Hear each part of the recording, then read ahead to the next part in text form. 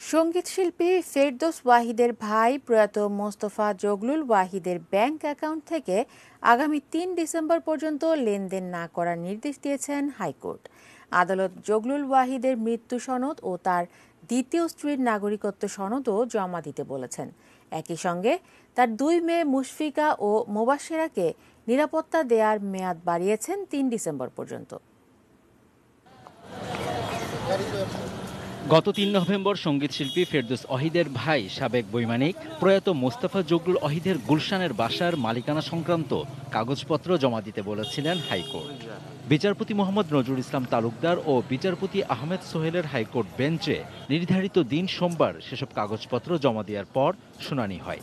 শুনানি শেষে আদালত নতুন আদেশে বলেছেন, জগলুল ওয়াহিদের মৃত্যুর পর তার ব্যাংক অ্যাকাউন্টে লেনদেন সংক্রান্ত স্টেটমেন্ট জমা দিতে হবে ৩ ডিসেম্বরের মধ্যে। আগামী ৩/১২ পর্যন্ত কোনো পক্ষ লেনদেন করতে পারবে না, সেই বিষয়ে একটা নির্দেশনা দেওয়া হয়েছে এবং ঘরের মধ্যে যে সমস্ত জিনিস এগুলা কেউ বাইরে নিতে পারবে না।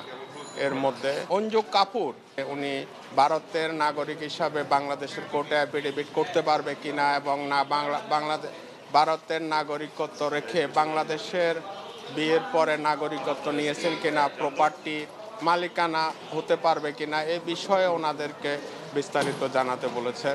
জগলুল ওয়াহিদের ২ মেয়ে মুশফিকা ও মুবাশ্বেরার অভিযোগ, তাদের বাবার দ্বিতীয় স্ত্রী আঞ্জু কাপুর ওয়াহিদ তাদের বাবার গুলশানের বাসা ঠিকমতো রক্ষণাবেক্ষণ করছেন না। মালামাল বাড়ির বাইরে নিয়ে যাওয়া হচ্ছে বলেও অভিযোগ করেন বড় মেয়ে মোস্তফা মুশফিকা। উনি তো গতবার বলেছেন যে ওনাকে ওয়াসিয়ত করে দেওয়া হয়েছে 1/3, তো আমাদের এখন ওয়াসিয়ত যেটা উনি করে দিয়ে গেছেন সেটাও এখন অন্য বিষয়, বাট 2/3 এর ব্যাপারে তো আর কিছু বলা হয়নি। ওনাদের কাছে কখনো আমরা অকথ্য ভাষা এবং আমরা আমাদের বাবাকে সবসময় সম্মান দিয়ে এসেছি।